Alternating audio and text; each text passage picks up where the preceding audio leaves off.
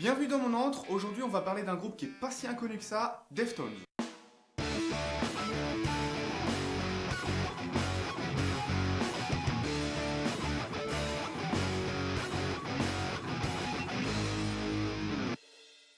Vous savez ces groupes ou ces musiques que vous écoutez en boucle pendant une certaine période et qui au final finissent par faire partie de votre vie? Et bah ça a été un peu le cas avec Deftones et moi, et c'est pour ça que je vous en parle. Quand je pense que la seule fois que j'ai lu un livre c'était pour tomber sur eux, je me dis que je devrais lire beaucoup plus souvent.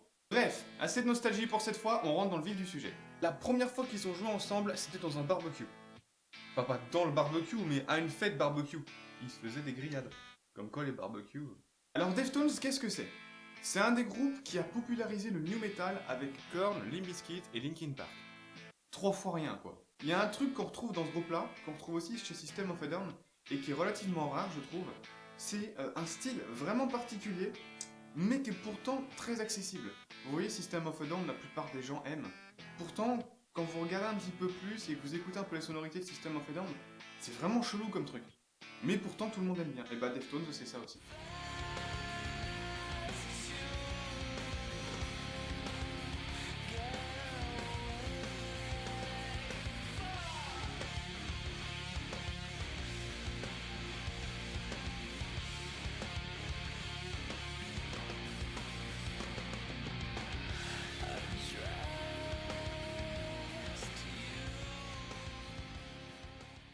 Ça fera 28 ans qu'ils sont ensemble en 2016 et la seule fois où ils ont changé de membre, c'est quand le bassiste est mort.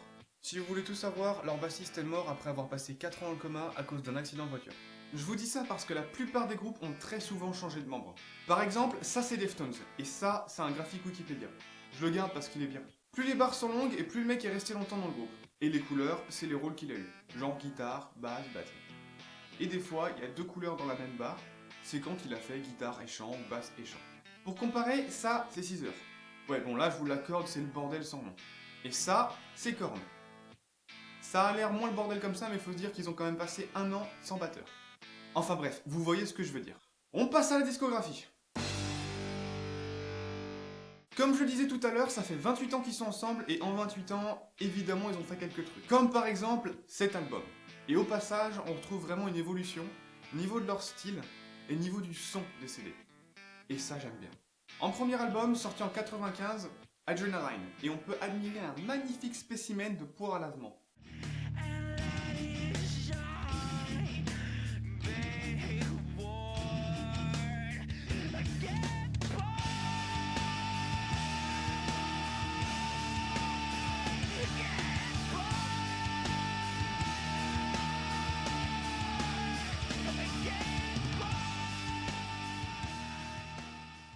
Deux ans plus tard, Around the Four. On a vraiment le style de Deftones qui fait son apparition dans cet album-là.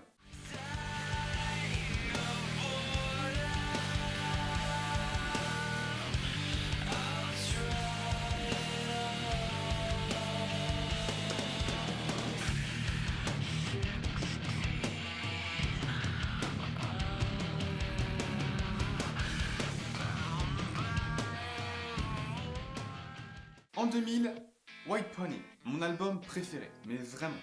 Je vous conseille d'aller l'écouter en première écoute, il est vraiment génial.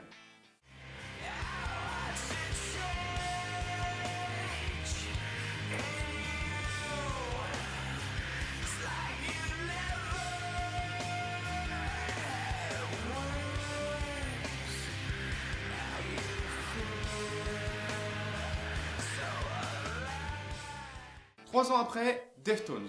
Ouais d'ailleurs ils sont super chiants avec ça les groupes à donner leur nom à un CD parce qu'à chaque fois que tu cherches leur album sur internet c'est ça qui se passe. Ouais je voudrais écouter l'album Deftones. Ah oui, le groupe? Non, non, l'album Deftones, de Deftones. Ah je vois. Le groupe Deftones. Mais non putain, l'album. Mais si je vois les mecs avec le...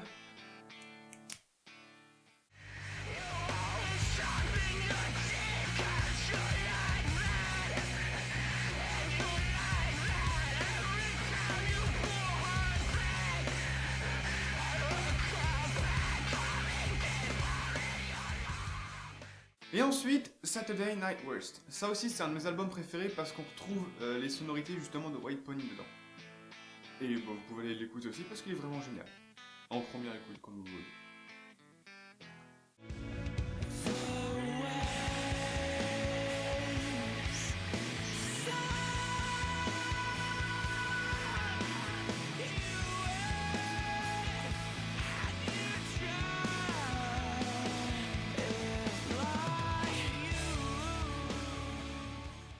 Après, on a Diamond Eyes, qui est vraiment génial aussi.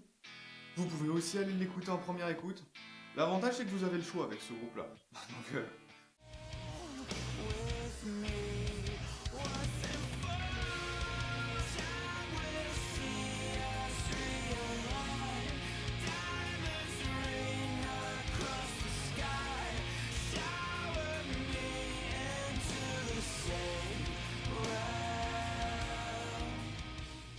Et enfin, Koi no Yokan, en japonais, ça veut dire savoir que deux personnes vont avoir un coup de foudre l'un pour l'autre avant même qu'ils se rencontrent. C'est sûr que niveau poésie, ça change un petit peu de la poire à lavement du premier CD.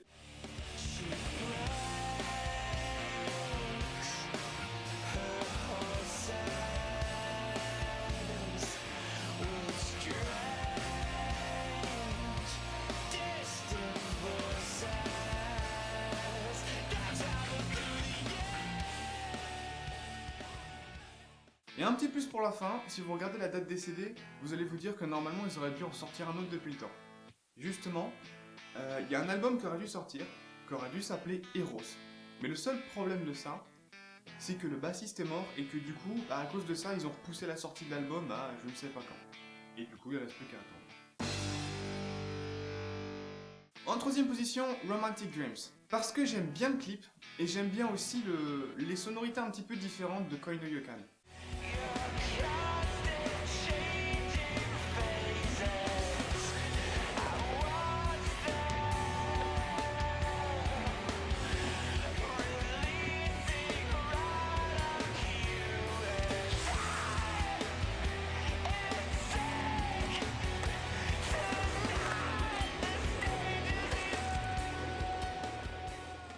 En deuxième position, Rocket Skates, parce que le refrain est génial et que c'est une de ces fameuses musiques que j'ai écoutées en boucle.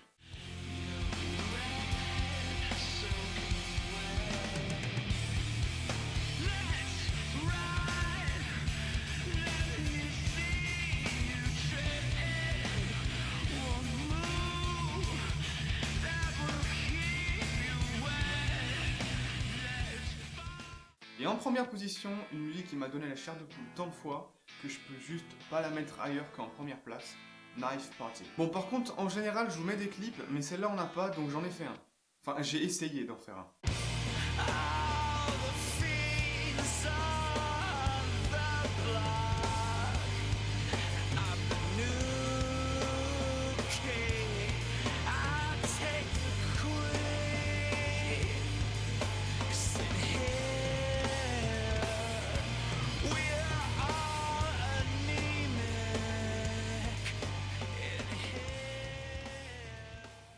Voilà, c'est tout pour cette fois, peut-être que vous connaissiez déjà, et si c'est le cas, j'espère vous avoir quand même appris quelques trucs. N'oubliez pas de partager si ça vous a plu, on se revoit dans le prochain épisode, salut!